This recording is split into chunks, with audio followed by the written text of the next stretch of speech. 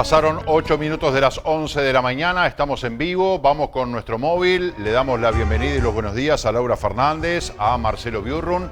¿Cómo estás, Laura? Adelante, por favor.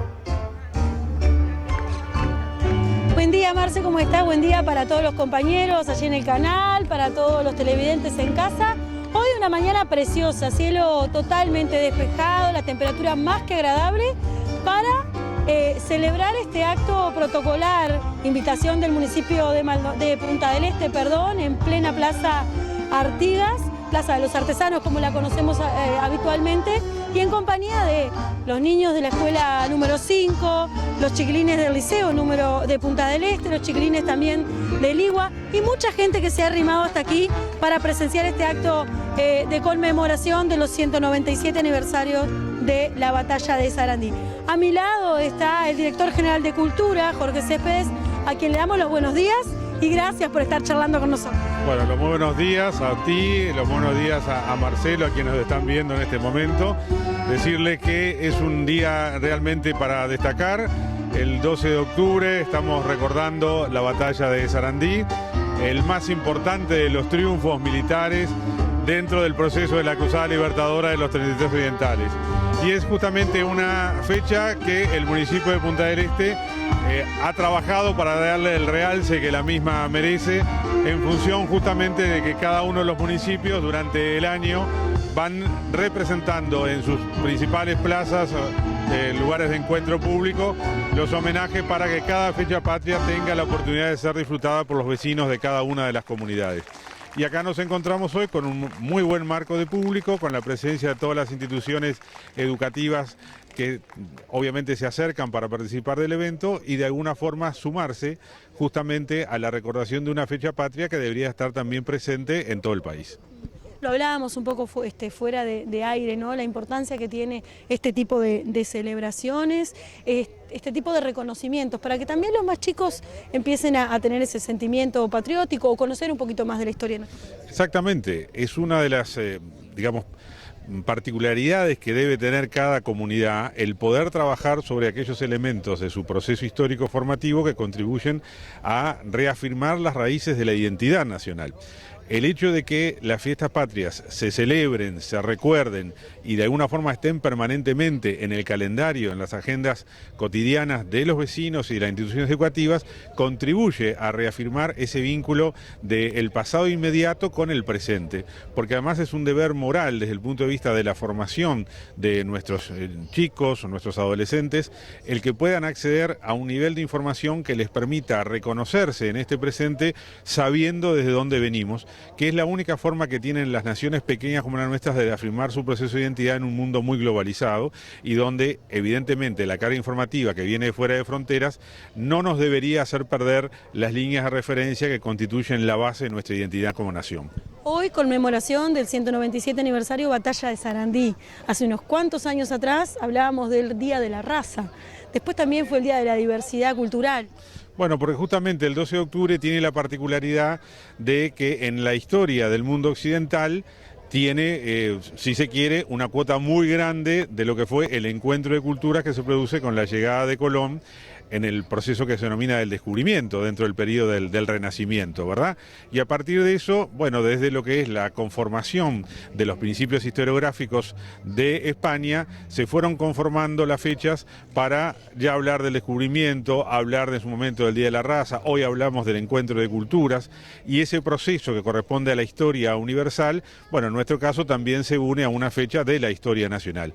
En ambos casos lo que tenemos que hacer es tener claro que son procesos históricos que ocurrieron, que no se puede hacer historia contrafáctica, hay que reconocer la dimensión que tuvieron, hay que reconocer, entre otras cosas, que la lengua con la cual nos estamos comunicando nosotros, bueno, realizó ese tránsito desde Castilla hasta América con la llegada de Cristóbal Colón y sus navegantes. Así que tenemos una cantidad de elementos culturales que nos hacen de alguna forma proclives a reafirmar el vínculo de este 12 de octubre con ambos sucesos históricos. Céspedes, muchísimas gracias, lo tengo que liberar, están esperándolo para dar comienzo a este acto, ahora lo escucho un poco mejor, tenemos también presencia de la banda municipal que es la frutillita de la torta para la celebración. Gracias a ustedes por estar. Muchas gracias. Marce, bueno, nosotros nos vamos a quedar un ratito más por acá para compartir este acto de celebración. Hay varios de los más chiquitos que están preparados también para hacer demostraciones artísticas, así que bueno, en un ratito nada más vuelvo contigo y seguimos compartiendo lo que está sucediendo aquí en Punta del Este. Muy bien, muchas gracias Laura por esta primera intervención. Volvemos con ustedes más adelante. Ahora los invito a recibir a nuestro primer invitado en la mañana del 11. Se trata del 2 veces presidente de la República, doctor Julio María Sanguinetti. Le damos la bienvenida a la mañana del 11. ¿Cómo le va? Muy bien. También acá primaveral. Y bueno, la verdad que muy feliz de ver el acto que acaban ustedes de mostrar, porque la celebración de estos fastos históricos no es simplemente la invocación al pasado, no es pasado congelado, sino que es el sentido de pertenencia y de identidad. Un gran historiador francés, Marc Bloch, dice que la ignorancia del pasado lleva inevitablemente la incomprensión del presente. Y esto no siempre se advierte, se piensa que simplemente lo pasado quedó en la distancia, y no es así. Lo tenemos en nosotros y nosotros somos parte de un proceso en el cual el virreinato del Río de la Plata se derrumba, las provincias unidas al Río de la Plata hace lo que hace, Portugal nos conquista, luego Brasil, etcétera, etcétera, y en este largo proceso se construyó nuestra identidad. O sea, la batalla de Sarandí es una batalla importante, tuvieron todos nuestros caudillos, es la batalla que tuvieron todos, La Valleja, Rivera, Oribe y Flores. Previamente, Rivera había tenido la batalla de Rincón, en la cual le había llevado toda la caballada, al 8.000 caballos le había quitado el ejército brasileño, con lo cual lo debilitó extraordinariamente.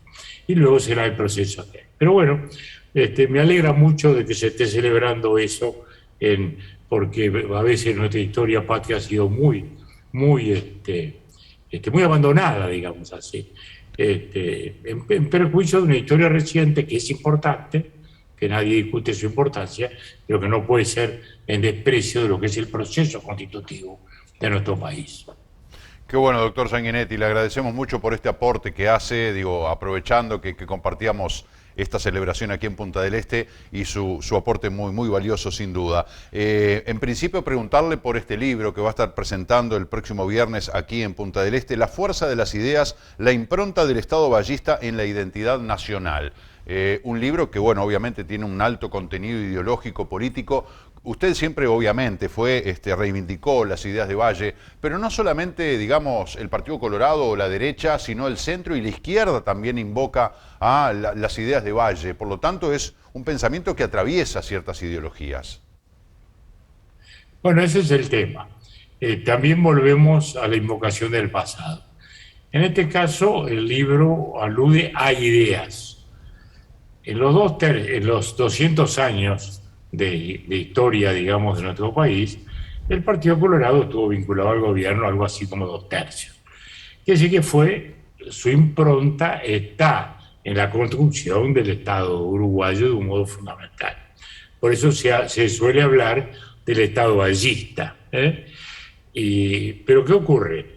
Que ahí tenemos nuestra gloria y nuestro infortunio como partido. La gloria de que la mayoría, no digo todas, la mayoría de las ideas del Partido Colorado y particularmente del vallismo construyeron el Estado. Para un joven de hoy no es el Estado vallista, es el Estado simplemente. Lo encuentra hecho y dado. Entonces desaparece, digamos, la connotación vallista original. Entonces, en este libro lo que pretendemos es justamente una mirada sobre las historias de las ideas, la fuerza de las ideas. ¿Por qué la fuerza de las ideas? Pues a veces la historia se cuenta solo del lado heroico, el de los líderes, a veces se cuenta visión marxista del lado económico, visión a veces sociológica del lado de las corrientes sociales, pero se desprecia la fuerza de las ideas que son fundamentales, porque los propios caudillos son principios en acción, están representando ideas, están representando concepciones, todos ellos. Entonces, el libro lo que muestra es desde el ángulo de la identidad vallista, cómo ese pensamiento se incorporó al Estado uruguayo. Y con esto estamos hablando de la legislación social, estamos hablando de las empresas del Estado, estamos hablando de la laicidad republicana, muy importante en el pensamiento colorado y vallista, en fin, todo eso. Y la educación que desde las escuelas laicas gratuitas y obligatorias de Varela, pasando por los liceos departamentales de Valle Ordóñez y las escuelas técnicas de Pedro Figari, hasta llegar a nuestros días en que nos sentimos identificados por un proceso de transformación constante del fenómeno educativo, que es realmente fundamental porque es la esencia misma de nuestra democracia. Si habláramos del tiempo presente, doctor Sanguinetti, ¿usted destacaría alguna idea que tenga realmente fuerza como en su momento fueron las de Valle? Bueno, yo diría que las principales están incorporadas realmente a la identidad del Estado uruguayo. Y voy a hablar de una, por ejemplo, que siempre está en debate de un modo u otro: las empresas del Estado. Eso fue una construcción, digamos, muy vallista dentro del Partido Colorado. Y esas empresas fueron muy enfrentadas por el pensamiento liberal conservador, aún hasta en los últimos años, en que acá tuvimos un plebiscito, un referéndum sobre una ley de empresas en que se privatizaban antes. Es decir, hay un sector del país que siempre cuestionó, y hoy mismo quizás no está en debate hoy, pero quizás sí sería de acuerdo con esa privatización. En el otro extremo, nos encontramos con el Frente Amplio, que está defendiendo la visión original de esas empresas, cuando había monopolio. Y entonces consideran que todo es privatización, y lo oímos constantemente, porque lo que queremos hoy es esas empresas en una actitud de competencia. Los tiempos han cambiado, el mundo es competitivo, el mundo global, el Uruguay vive fundamentalmente de su exportación y como consecuencia necesita empresas eficientes y competitivas. Eso solo lo asegura la competencia. Entonces, de modo que tenemos frente a las empresas, digamos, tres versiones, ¿no? Los que creen más en la privatización, los que a la inversa quieren retornar o preservar lo que quede de monopolios, y quienes defendemos esas empresas desde una actitud reformista, que es un modo de pensar, digamos, la idea vallista en una actualización a los tiempos contemporáneos. ¿Habría que buscar, o sería posible buscar un término medio o un punto de consenso entre esas tres visiones? Bueno, es lo que pretendemos, y yo diría que hoy lo hay por lo menos en lo que llamaríamos el pensamiento contrario a las empresas y el nuestro, porque hoy no hay ningún planteo de ningún sector del Partido Nacional, lo hay de figuras individuales, pero no del Partido Nacional, propiciando la privatización de ninguna de estas empresas. De modo que ahí ya tenemos un consenso. A la otra punta, hacia el frente, no tenemos consenso porque el frente no la quiere reformar, no la quiere en competencia. Sueña todavía con monopolios que en algún momento existieron, que eran necesarios para que naciera la empresa. El Banco Seguro del Estado, por ejemplo, nació como un monopolio. Y hace tiempo ya que no lo es, felizmente, está en competencia. Y eso le ha dado al Banco Seguros, en este caso, una eficacia y una eficiencia mucho mayor de la que tenemos, en beneficio de la ciudadanía, que es lo que importa, y en beneficio de la economía del país, que precisa de esas empresas con un nivel de eficiencia que solo lo asegura la competencia. Doctor, ¿cómo definiría usted el momento actual por el que está pasando el gobierno? Mire, yo diría que no hay en la actualidad, digamos, una definición distinta de lo que podemos decir a lo largo de todos estos años del gobierno. El gobierno pasó una pandemia, pasó las resultancias económicas de la pandemia, está enfrentando las consecuencias de la guerra europea, dos episodios absolutamente anacrónicos, inesperados. Nadie podía imaginar que íbamos a volver a tiempos de peste, nadie podía imaginar que íbamos a volver a tiempos de guerra. Pero en esto estamos. Y esa guerra ha acelerado procesos inflacionarios, ha modificado los precios de muchos productos, ha generado una crisis energética en Europa y de algún modo una transformación en el mundo entero. Nuestro gobierno ha sido exitoso en ese enfrentamiento a tal punto de que la economía se ha mantenido en actitud de crecimiento.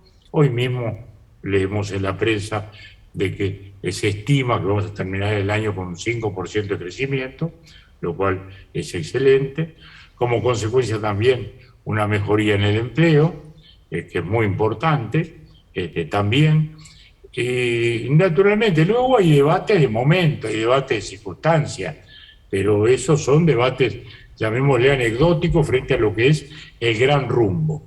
Lo más importante hoy es que el país, comparativamente con la región, está mucho mejor parado que el resto, que ha tenido eficacia en eso y que además hay en proceso dos grandes transformaciones fundamentales.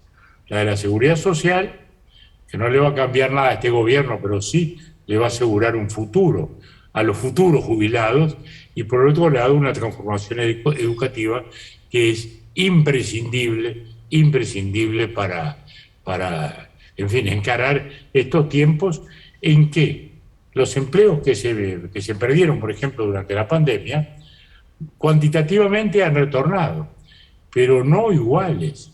Hay muchos empleos que se perdieron para siempre y hay otros empleos que aparecen nuevos y otros para los cuales hay una demanda insatisfecha, como ocurre en los procesos informáticos.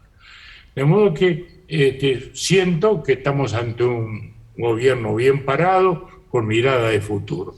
Luego están los debates de momento, que son debates de momento, que sea la Intendencia de Montevideo, que el episodio de la custodia del presidente, en fin, que son, digamos, debates circunstanciales que en la vida política se dan y se seguirán dando, pero lo que importa son las grandes líneas. ¿Usted cree que no hay ningún tipo de mella en esto, por ejemplo, el caso de Carolina Cose, de hacer uso de una herramienta como el juicio político cuando de repente, incluso por voces del propio oficialismo, era innecesario? O el caso Astesiano, que pueda dañar o mancillar la imagen no del presidente como persona, pero institucionalmente, que se generan dudas, ¿no? Bueno, muy claro para las dos cosas. Primero, el planteo de los ediles de Montevideo fue digamos, un acto de protesta frente a lo que ellos consideran, digamos, una constante desconocimiento de la Intendencia de Montevideo. Que no asiste a los congresos de intendentes, como sería cuestionado, que no contesta los pedidos de informe de los ediles, y de ahí ese cuestionamiento que mereció luego, a mi juicio, una sobrerespuesta de la Intendencia, de la intendenta que salió con el retrato de Artigas, poco menos que hablando que se caía la democracia en el Uruguay. Cuando esto, vuelvo a decir, no tiene ninguna virtualidad, pues se precisan 2/3 del Senado y nada va a ocurrir. El episodio del jefe de la custodia, yo diría que al revés, es un episodio de fortaleza institucional del país. ¿Por qué? Porque esto no es un proceso de corrupción del gobierno, esto no afecta a ningún funcionario o jerarca del gobierno, es un episodio puntual de un funcionario que comete un delito. Ustedes dirán, bueno, sí, pero lo había designado el presidente. Es verdad. Y este señor traicionó la fidelidad del presidente. Es verdad. Que este señor tenía algunos antecedentes dudosos. Es verdad. Y por eso mismo el presidente había pedido dos veces antecedentes y le habían dicho que no había antecedentes penales en serio, que venía de hacía muchos años trabajando con ellos. Pero lo que me importa rescatar es justamente lo institucional. Fíjense, la investigación la hace un servicio de inteligencia policial subordinado naturalmente al Ministerio del Interior. Le podía haber informado al ministro y como consecuencia el presidente no lo hizo. Siguió su información, subió su investigación de modo independiente. Luego le da cuenta al fiscal que actúa también con independencia, y el presidente y el gobierno se enteran en el momento en que decretan el procesamiento y prisión de este funcionario. Eso habla de la transparencia y de la independencia con la cual actúan las instituciones del Estado de un modo ejemplar.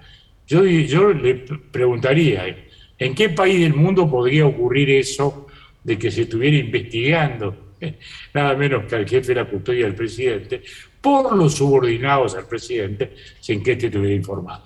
Yo creo que esto muestra al revés, lo que es la independencia y capacidad de las instituciones del Estado en la persecución de los fenómenos delictivos o de las desviaciones de conducta como es esta. Yo lo veo desde ese ángulo. Recién usted mencionaba el tema de la economía, ¿no? De un crecimiento del Uruguay según las previsiones de un 5,3%, y por otro lado el FMI dice, está en un título del diario El País, que veo que lo tiene allí a su izquierda, dice: lo peor está por venir, se prevé una caída de la economía de un 8% global. ¿Cómo se puede explicar que en medio de ese pronóstico global de desaceleración tan brutal, Uruguay aparezca como en crecimiento? Bueno, yo lo que diría es que nosotros estamos en una inercia virtuosa, pero no podemos desconocer lo que está diciendo el fondo. Nosotros dependemos extraordinariamente del mundo exterior. Ignacio Munyo, en su columna del País el otro día, decía que 2/3 del PBI uruguayo están vinculados a lo que ocurre en el mundo. Bueno, ustedes en Maldonado lo saben y lo sufren más que nunca, porque sabemos muy bien que se está dependiendo la actividad de lo que ocurre en Argentina, de lo que ocurre en Brasil, sin ninguna duda. De modo que esto, yo diría, es una inercia virtuosa que se va a poner en tensión en los próximos meses cuando ocurran estos cambios que el Fondo Monetario está anunciando. Por ejemplo, ya hay indicios. El precio de la carne ha bajado en el mundo, el precio de los productos lácteos ha bajado en el mundo también, que han sido fundamentales en ese crecimiento. Es decir, que el país entra en una zona de turbulencia mundial. Lo enfrenta bien en el sentido de que llegamos con déficits fiscales razonablemente manejados, con un clima de crecimiento bueno y con un clima de empleo que se tomó con casi el 11% de su ocupación y hoy está en 7 y poco. Lo vamos a enfrentar de un modo razonable.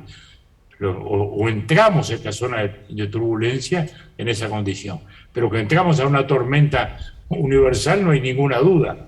Además, imprevisible, porque no sabemos en qué termina esta guerra. Pueden ocurrir hechos catastróficos, ¿no? De modo que tenemos una situación económica por delante del mundo difícil y un panorama incierto. Lo enfrentará el país, esperemos, del mejor modo posible.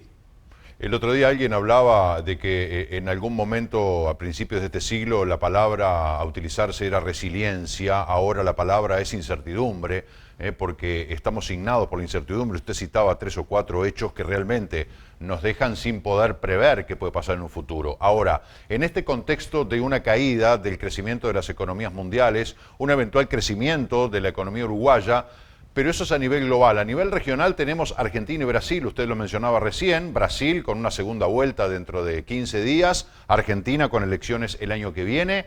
También está dependiendo un poco de lo que ocurra políticamente en estos dos grandes socios del Mercosur, de cómo nos vaya acá en Uruguay. Yo diría que sobre todo Argentina. En Brasil no preveo grandes cambios. Si sigue Bolsonaro, sigue Bolsonaro. Y si viene Lula, tampoco preveo grandes cambios en la medida en que va a tener un parlamento hostil, o por lo menos no sin apoyo suficiente, va a tener que negociar mucho, va a tener además enfrente los poderosos estados del centro y sur, que son los más importantes, con gobernadores adictos a Bolsonaro. Estamos hablando nada menos que de San Pablo, Minas Gerais, Río de Janeiro, Río Grande. O sea que esto es casi el 70% del PBI brasileño. Quiere decir que no preveo cambios, llamémosle traumáticos o revolucionario. La Argentina es una situación distinta, porque hoy mismo está en una situación de inestabilidad económica increíble. Todos los días inventan un nuevo tipo de cambio. Yo creo que vamos en 7 u 8. Ahora salió el tipo de cambio Qatar, porque es Qatar, un gravamen. Ya teníamos el tipo de cambio soja, el tipo de cambio turista, el tipo de cambio blé, el tipo de cambio oficial, que es el más vilipendiado, y ahora el tipo de cambio Qatar, porque se le agrega un impuesto a los tipos de cambio de tarjeta de crédito para, digamos, dificultar la salida del turismo argentino. Entonces, la Argentina está en una situación compleja y nos afecta y nos afecta mucho porque su debilitamiento cambiario es muy grande, nos afecta al turismo de ida y nos afecta de vuelta. De ida porque van a venir menos argentinos al Uruguay, y a la inversa porque muchos uruguayos están yendo a la Argentina para usufructuando los precios muy baratos para nosotros que tiene Argentina. Entonces, es una afectación muy fuerte. Ni hablemos, eso hablamos del turismo. Si vamos al comercio, al litoral, está desesperada la gente, porque naturalmente cruza, carga el tanque de combustible del automóvil, almuerza o cena, hace la compra de la semana y se vuelve, y bueno, y ha ahorrado un platal. En perjuicio, naturalmente, también del comercio local, que está sufriendo mucho, y es muy difícil enfrentar un fenómeno de este tipo. Muy difícil, puede haber paliativos, algunos los hay en el precio del combustible, puede haber otros, pero son paliativos insuficientes cuando realmente la diferencia cambiaria es tan fuerte, es tan abultada como la que vivimos. Doctor Julio María Sanguinetti, como siempre es un gusto conversar con usted y escucharlo. Le recordamos a nuestros televidentes de que el próximo viernes estará haciendo el lanzamiento del libro La Fuerza de las Ideas, la impronta del Estado Ballista en la identidad nacional. Va a ser a las 7 de la tarde en The Grand Hotel. Seguramente va a tener un auditorio completo. Bueno, esperemos que sí. Vamos a hacer una suerte de reportaje público con Nicolás Núñez, un periodista muy conocido de todos ustedes. De modo que, bueno, allí estaremos y les esperamos con mucho agrado. Muchas gracias a ustedes. Gracias, que le vaya muy bien. Hasta pronto. Señoras y señores, tenemos que hacer una pausa. 11:36, ya volvemos.